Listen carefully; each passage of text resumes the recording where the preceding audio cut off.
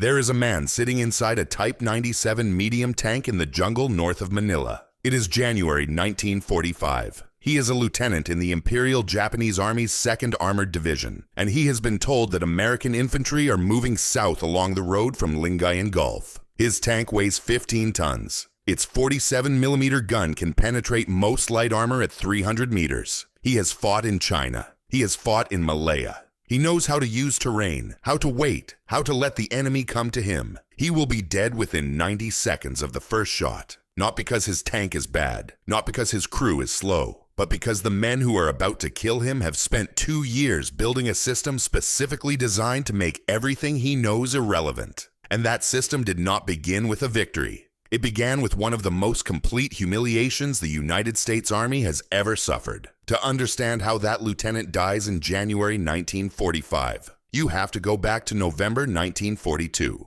to a place called Buna.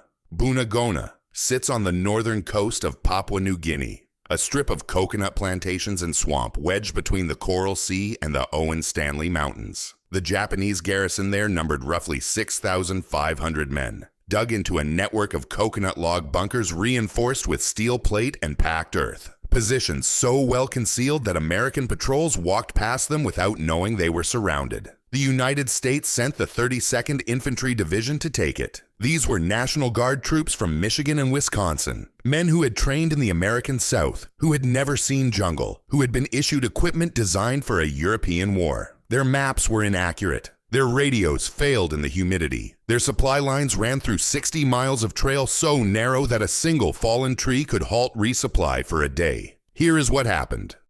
The 32nd attacked on November 19th, 1942. They attacked again on the 20th and the 21st, and every day after that for the next 3 weeks. They advanced almost nowhere. Companies that went forward at dawn came back at dusk. When they came back, having gained 50 meters and lost a third of their strength, Japanese marksmen fired from positions the Americans could not locate. Bunkers that had been cleared with grenades turned out to have subterranean connecting tunnels. Troops who had been told they faced a broken, retreating enemy instead found a garrison that fought with a coherence and ferocity unlike anything in their training manuals. The division's commander, Major General Edwin Forrest Harding, reported to his superiors that his men were doing their best. That was true. It was also beside the point. Within weeks, Harding was relieved. His replacement was Lieutenant General Robert Eichelberger, who had been handed a single instruction from Douglas MacArthur that has become one of the more quietly brutal sentences in the war's documentary record. MacArthur told him to take Buna, or not come back alive. Eichelberger arrived and saw what Harding had seen, except he wrote it down differently. He noted that infantry companies attacked without coordinating with adjacent units. That mortar crews fired without forward observers to correct their aim. That armor, the few Stuart light tanks available, was sent forward without infantry screening, and the Japanese killed them with magnetic mines attached by hand. That officers had no shared communication plan, no common map grid, and no rehearsed procedure for calling in fire support while under contact. In one documented engagement, an American rifle company was pinned down for 6 hours less than 200 meters from a friendly mortar battery, and no one on either end had the correct radio frequency to coordinate. That is not a flattering anecdote. That is a confession. Buna eventually fell. It took until January 2nd, 1943. The cost was staggering. The 32nd Division suffered over 90% casualties in its infantry battalions. 90%. To put that number in human terms, a rifle company that went in with 180 men came out with fewer than 20. And the Japanese garrison they were fighting was outnumbered, cut off from resupply, and receiving no air support at all. The Japanese High Command drew a conclusion from Buna that felt at the time entirely reasonable. American soldiers were exactly what they had always believed them to be: soft, poorly led, dependent on material superiority, and incapable of sustaining combat under pressure. Colonel Masanobu Tsuji, one of the Imperial Army's most influential operational planners, used Buna as evidence in briefings across the theater. The Americans would always break if you hit them hard enough and held long enough. He was not wrong about Buna. He was catastrophically wrong about what came after. Here is what makes the next part strange. Most armies, when they suffer a defeat like Buna, do one of two things. They blame the commander and move on, or they blame the troops and move on. Either way, the institution protects itself by localizing the failure. It was him. It was them. It was the terrain. It was bad luck. The system itself is never the defendant. The United States Army did something different. Not out of virtue, out of desperation. The Pacific Theater was not Europe. There was no massive Allied coalition to absorb losses. No deep strategic reserve waiting in England. Every division sent to the Pacific had to work. So when Buna exposed fractures in American combined arms doctrine, the institution did not file the findings and move on. It opened the fractures wider and looked inside. After-action reviews were written not by staff officers in rear echelon headquarters, but by company commanders who had been in the bunker lines. Those reviews were blunt to the point of insubordination. They named failures by unit, by officer, by specific decision. And by this is the part that matters. They were read, not filed. Read, circulated, and acted upon. Doctrine was rewritten not on a 12-month revision cycle, but within weeks. Officers who had failed were replaced not with more senior men, but with men who had demonstrated competence under the specific conditions of jungle warfare, regardless of rank or seniority. 6 months later, at Munda Point on New Georgia, the results showed. Munda was not an easy fight. The Japanese 13th Infantry Regiment held prepared positions along a coral ridge overlooking the main approach, with interlocking fields of fire and the same bunker construction that had bled the 32nd Dry at Buna. On paper, it looked like the same problem, but the men who attacked Munda in July 1943 did not fight the same way. Infantry advanced behind a coordinated curtain of mortar and artillery fire that moved on a timed schedule, not called in ad hoc, but pre-planned to shift forward in increments of 50 meters at fixed intervals. Companies that encountered bunkers did not charge them. They marked them, pulled back, and called in direct fire from tanks that advanced with infantry screening on both flanks. The thing that had never happened at Buna.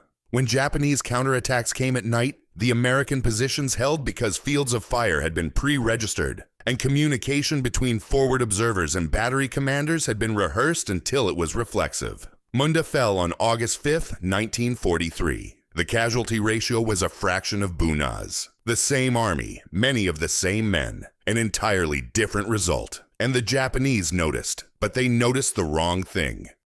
They saw better American tactics and concluded the Americans had simply learned a few tricks, that the fundamental nature of their enemy had not changed. They believed the system behind those tactics was shallow, circumstantial, improvised. They were wrong. What had been built between Buna and Munda was not a set of tricks. It was the foundation of a machine, and the machine was just getting started. On the morning of March 14th, 1944, a staff sergeant named Leonard Pratt stood in a coconut grove on the coast of New Britain and watched 18 rounds of 105mm artillery land on a Japanese supply dump 400 meters away in under 12 seconds. All 18 rounds arrived before the sound of the first gun reached the target. The Japanese soldiers at that dump had no warning, no first shell to send them diving for cover, no rising whistle to tell them which direction to run, just silence, then everything at once. Pratt was not an artilleryman. He was an infantry squad leader with the 5th Marines, and he had been at Guadalcanal, where calling in fire support meant shouting into a radio that might or might not work, waiting 4 to 7 minutes for a response, and then watching shells land in a pattern that sometimes hit the enemy and sometimes hit you.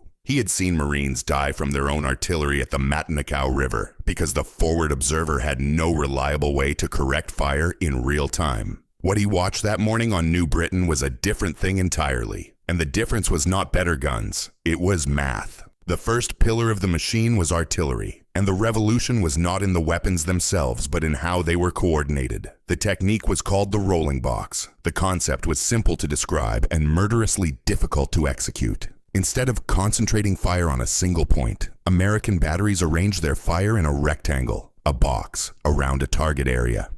All 4 sides of the box were hit simultaneously by guns firing from dispersed positions, some of them miles apart. The box then moved, contracting or advancing on a timed schedule, sealing off every route the enemy might use to retreat, reinforce, or resupply. What made the rolling box lethal was speed. American fire direction centers had developed a procedure by late 1943 in which a single forward observer could call in coordinated fire from 3 to 5 separate batteries. Batteries that could not see each other and had no direct communication with one another, and have rounds on target within 90 seconds. The Japanese equivalent took between 8 and 14 minutes. That gap, the difference between 90 seconds and 8 minutes, is the difference between catching a company in the open and shelling an empty tree line. The Japanese learned to move at night because daytime movement within range of American guns became, by early 1944, functionally suicidal. The technical key was a fire direction system built around standardized plotting boards,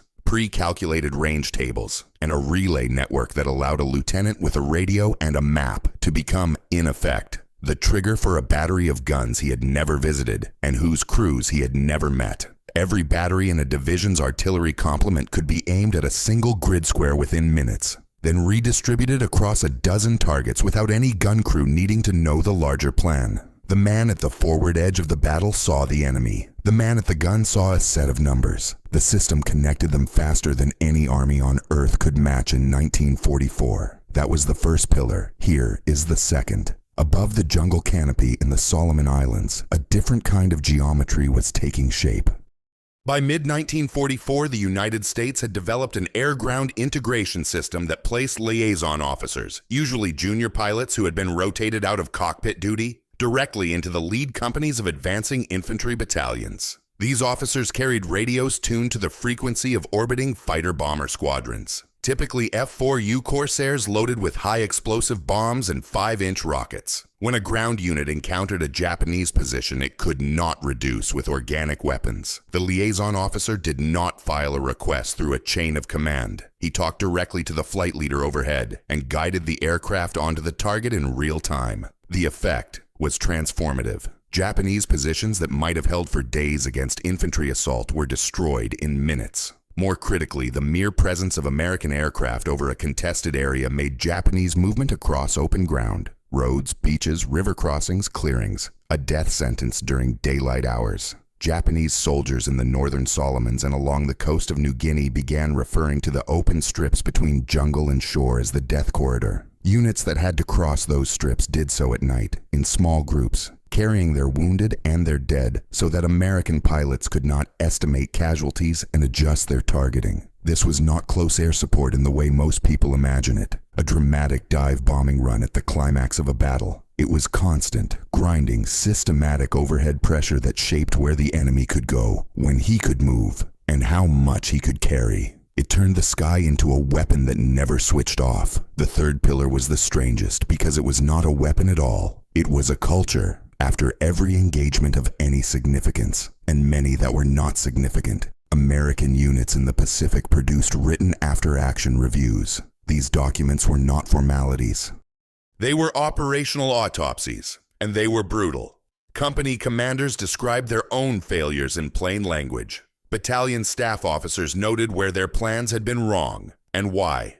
Intelligence assessments that had proven inaccurate were cataloged alongside the specific decisions those assessments had caused, and the reviews circulated laterally. A lesson learned by a company on Bougainville in November was being taught to replacement troops arriving on Goodenough Island by January. Doctrine manuals were updated not annually but continuously. Mimeographed supplements were distributed to units in the field within weeks of a completed review cycle. Officers who performed well in combat were promoted over men who outranked them on paper. Officers who failed were removed, and the reviews said why. Here is where that culture shows its face in a single life. Corporal Dwight Morrow had been a foreman at a fish cannery in Astoria, Oregon, before the war. He had no military career to speak of, no officer training, no family connection to the profession of arms. What he had was an understanding of small boats and improvisation. In August 1943, during the New Georgia campaign, his battalion was advancing through terrain so dense that conventional resupply,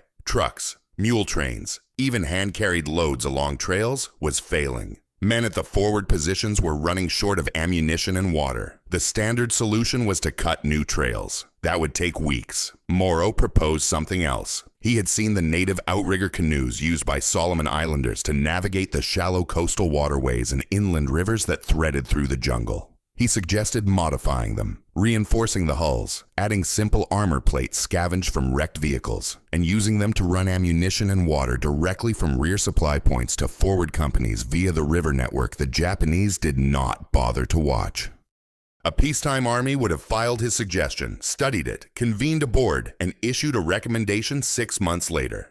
Moro's battalion commander approved it the same afternoon. Within 2 weeks, 300 modified outrigger canoes were operating on the river system behind the American lines. The supply crisis ended. The advance resumed. Moro was not promoted because he was brilliant. He was promoted because the institution had built a feedback loop that rewarded the right kind of thinking, regardless of where it came from. A fish cannery foreman solved a problem that staff college graduates could not, and the system said yes instead of wait. There was a fourth pillar, logistics and production, but that story belongs later, when its full weight can be felt. For now, what matters is the shape of what had been built by the middle of 1944. 3 interlocking systems. Fire that arrived faster than the enemy could react. Aircraft that turned open ground into a killing field. And an institution that treated every failure as a blueprint for the next improvement. Each pillar was a direct answer to a specific Japanese advantage. Japanese bunkers could absorb frontal infantry assault, so the Americans stopped assaulting them frontally and buried them under coordinated indirect fire.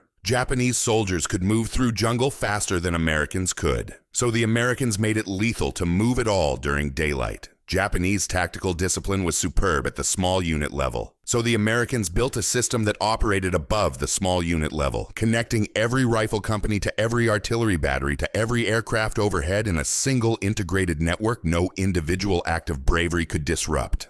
The Japanese had not stopped being brave. They had not stopped being skilled. But by mid-1944, bravery and skill were no longer enough. The machine did not care about bravery.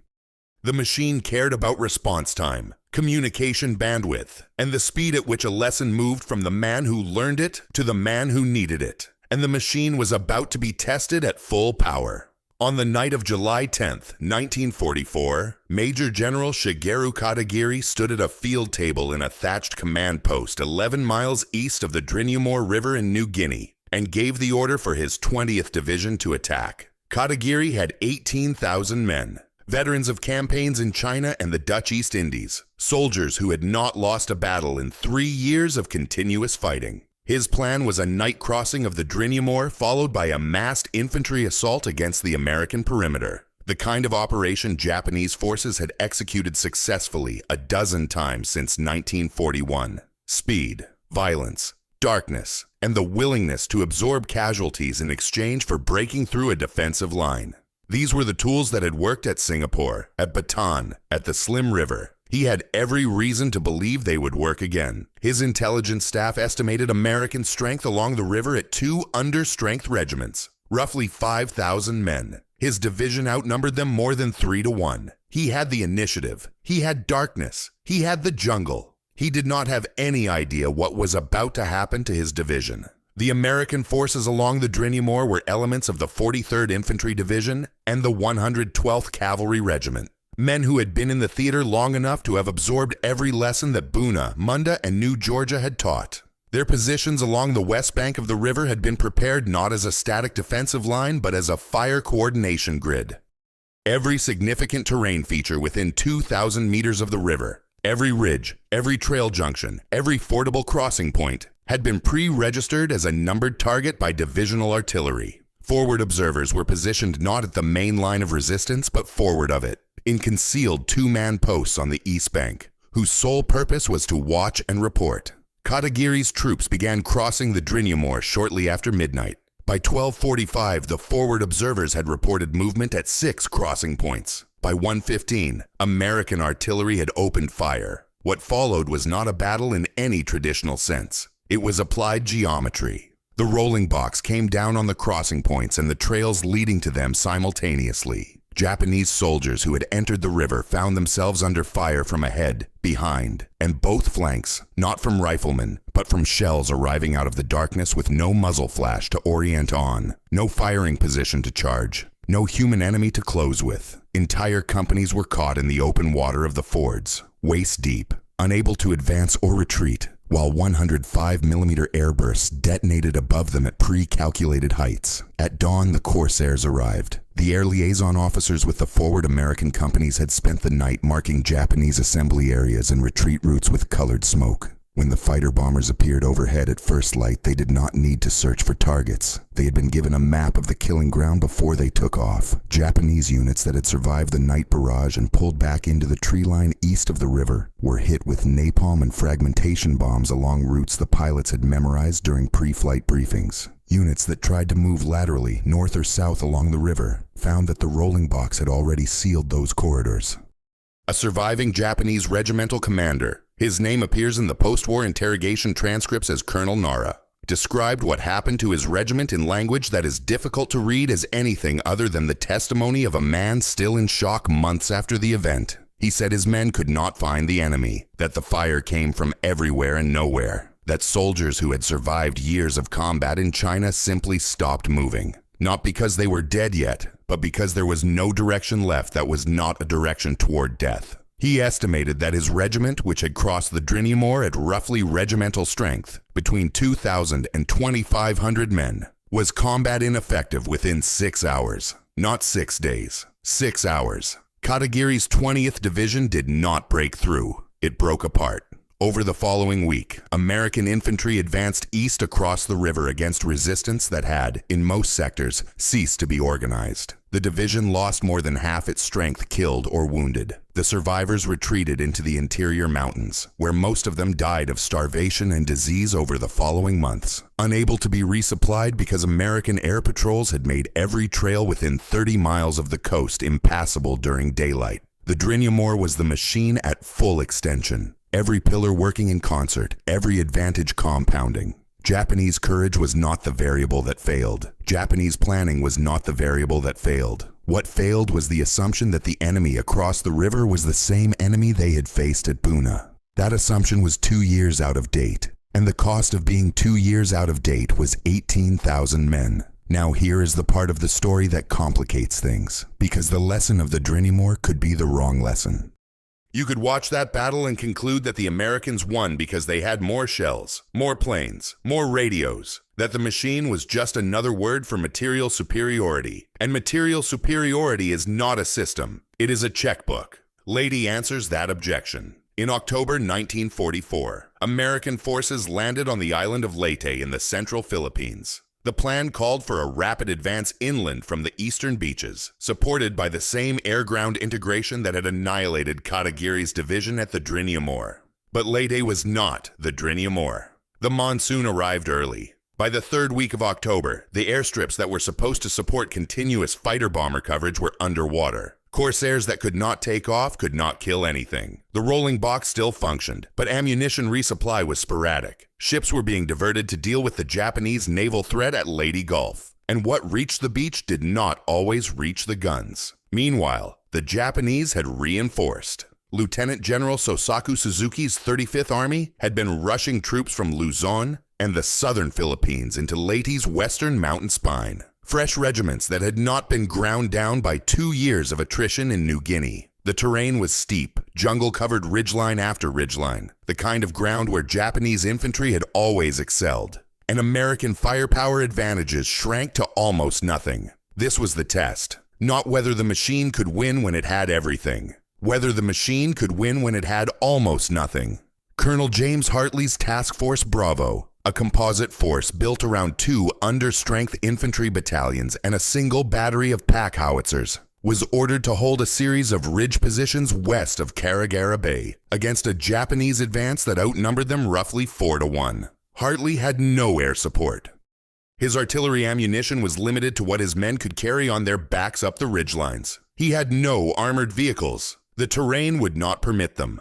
On paper, this was Buna again. An outnumbered American force in terrible terrain against skilled, aggressive Japanese infantry. But Hartley's men did something that would have been impossible 2 years earlier. Before the Japanese arrived, they had mapped every ridge, every draw, every likely approach route within their sector. Mortar coordinates had been pre-registered on more than 40 target points. Fighting positions were dug not on the topographical crest of each ridge, where the Japanese would expect them, but on the military crest, set back just far enough to be invisible from below while retaining full fields of fire. Listening posts were placed forward along the trails, manned by 2-man teams whose only job was to report contact and withdraw. When the Japanese attacked, they attacked positions they could not see. guided by maps that did not account for where the Americans actually were. Mortar fire landed on the approach routes within seconds of the first contact report, not because Hartley had massive fire support, but because every target had been plotted days in advance, and every mortar crew knew the numbers by memory.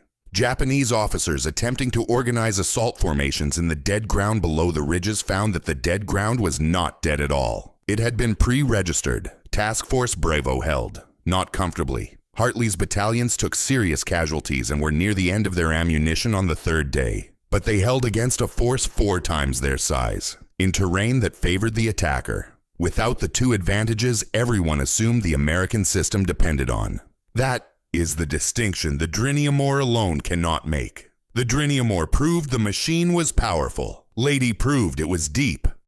The same habits, the obsessive pre-registration of targets, the forward observation posts, the lateral communication between small units, the refusal to occupy the obvious position when a better one existed 50 meters away, worked whether you had 18 batteries of artillery or 1. The machine was not its hardware. The machine was the thinking that decided where every piece of hardware went and why. And now the machine had one more thing to show.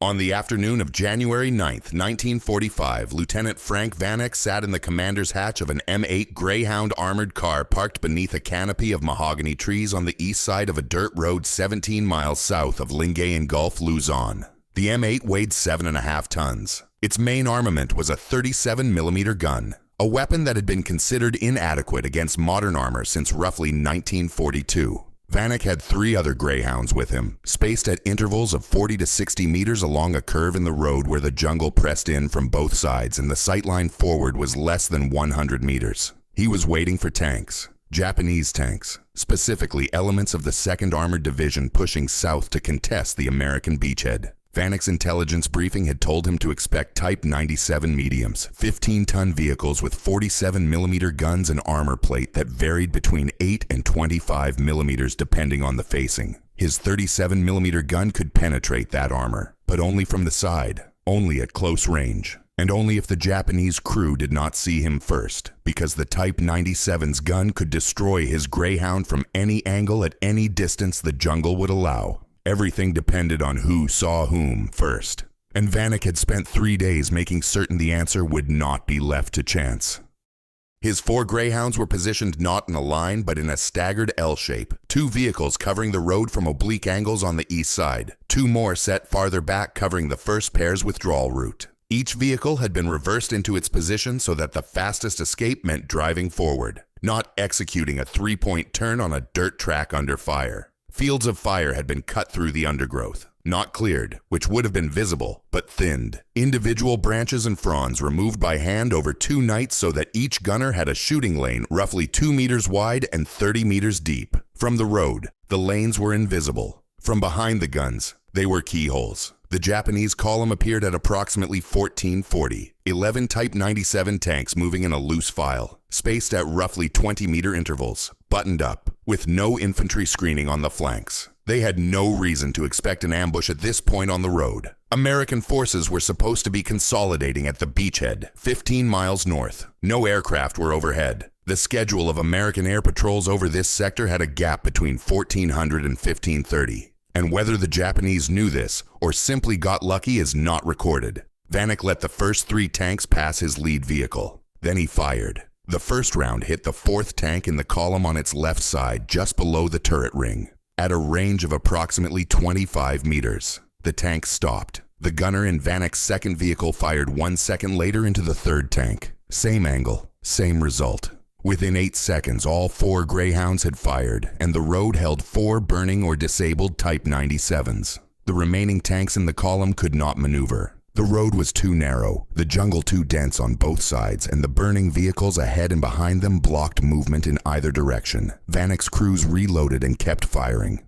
In under 2 minutes, 7 more tanks were hit. 11 Japanese tanks destroyed. No Greyhounds lost. The surviving Japanese crewmen who bailed out of their vehicles were engaged by infantry positioned behind the Greyhound line. Men Vanek had coordinated with in advance, who knew exactly where the kill zone was because they had helped build it. The Japanese tank commander in the lead vehicle, the man from the opening of this story, died in a fight he never saw. His heavier gun, his combat experience in China and Malaya, his crew's training, none of it mattered. He was killed by a doctrine, not a weapon. Ambush, kill, relocate. Find the position the enemy does not expect. Prepare it with precision. Execute before the enemy can orient. Withdraw before he can respond. Every element of Vanek's ambush was a direct descendant of the lessons written in blood at Buna and refined in the mud at Munda and the ridgelines at Leyte. That was the machine at the scale of 4 armored cars and 1 lieutenant who understood what the system asked of him. Now here is the machine at the scale of 1 man and 1 airplane. Major Raymond Aldrich had been a woodworking instructor at a vocational high school in central Pennsylvania before the war. He had no engineering degree. He had no background in weapons design. What he had was a Stinson L5 Sentinel, a single-engine, fabric-covered observation aircraft with a cruising speed of roughly 90 miles per hour, designed to carry a pilot and 1 passenger for the purposes of artillery spotting and liaison work. It was, by any reasonable standard, one of the least threatening aircraft in the American inventory.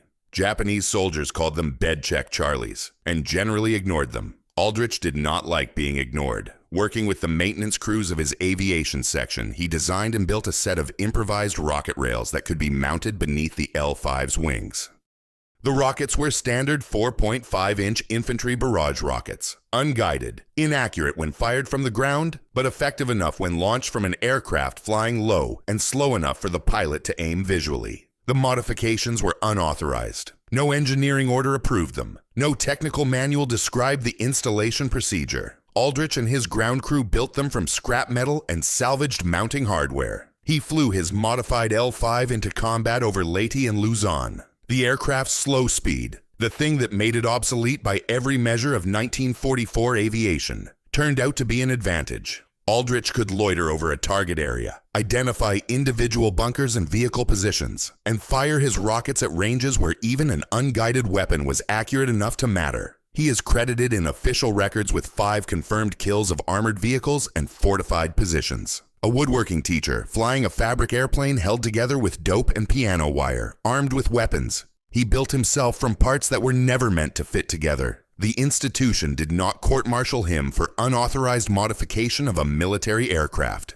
It studied what he had done and began equipping other L5 sections with similar rocket rails. The feedback loop again. The system that said yes. And now the 4th pillar. The one held back until its weight could be felt. The American war in the Pacific ran on production and logistics at a scale that is difficult to grasp in human terms. So here are the numbers that make it concrete. Between 1942 and 1945, American factories produced approximately 49,200 AM-4 Sherman tanks. The Japanese produced approximately 3,200 tanks of all types during the same period. That is a ratio of more than 15 to 1. But the ratio alone does not explain what happened. What explains it is the system behind the ratio. The American maintenance and repair network in the Pacific was organized into 5 echelons. The first was the crew itself, trained to perform basic repairs in the field. The second was the battalion maintenance section, capable of replacing engines, transmissions, and track assemblies within hours. The third was the Divisional Ordnance Company, which could rebuild a damaged vehicle from components. The fourth was the theater-level depot, where vehicles too damaged for field repair were stripped, reworked, and returned to service. The fifth was the factory itself, where production lines adjusted output based on after-action damage reports sent directly from the field. If a particular component was failing at a higher rate than expected, the factory knew within weeks and modified the production process. The Forward Depot Network, known informally as the Alamo System, placed pre-positioned stockpiles of ammunition, fuel, spare parts, and replacement vehicles as close to the front as transport could deliver them. A tank company that lost 2 Shermans on Monday could have 2 replacement Shermans by Wednesday, not from the rear, but from a depot 15 miles behind the line, already fueled, armed, and ready for crew assignment. The Japanese had no equivalent. A tank lost was a tank gone. A gun barrel worn out was a gun barrel that might be replaced in 3 months or might never be replaced at all. Every engagement cost the Japanese something they could not get back, and the Americans something they could replace before the next engagement began. The human cost of this attrition tells the story from the other direction. The 1st Cavalry Division fought on Leyte from October 1944 through the following spring. During that period, the division's infantry battalions experienced cumulative casualties that exceeded their original strength, meaning that, mathematically, every man who had landed on the beach in October had been killed, wounded, or evacuated, and the division that existed by March was composed almost entirely of replacements who had been fed into the line, trained by the survivors, and absorbed into the system.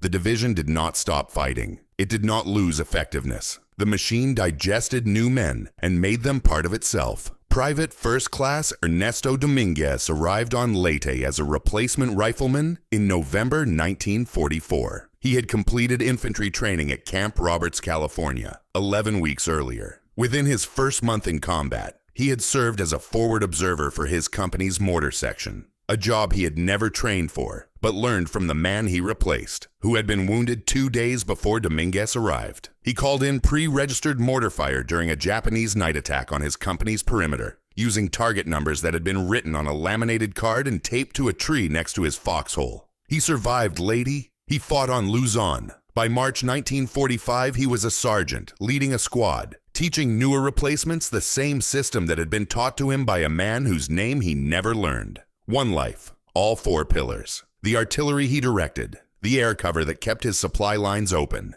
the institutional learning that turned a 11-week infantryman into a functioning forward observer within days, the logistics that replaced his ammunition, his clothing, his weapon, and the men on either side of him faster than the Japanese could replace anything at all. Return now to the road south of Lingayen Gulf, to the lieutenant in the Type 97 who is about to die. He is a professional. He has trained for years. He fights for an empire that once dominated every battlefield in the Pacific, that shattered the colonial armies of Britain and the Netherlands and France in weeks, that drove the Americans out of the Philippines and Wake Island and Guam with a speed that shocked the world. He is brave. He is competent. He sits inside a machine of war built by a nation that understood, with absolute clarity, how to fight the last war. And he is killed by a 37mm round fired from a 7-ton armored car he never saw, positioned in a location he never expected, by a crew executing a doctrine that did not exist 2 years before this moment. He is killed by a system that was born in the humiliation of Buna, raised in the mud of Munda, tested on the ridgelines of Leyte, and brought to Luzon as a finished instrument, not of brute force, but of organized, self-correcting, relentless adaptation.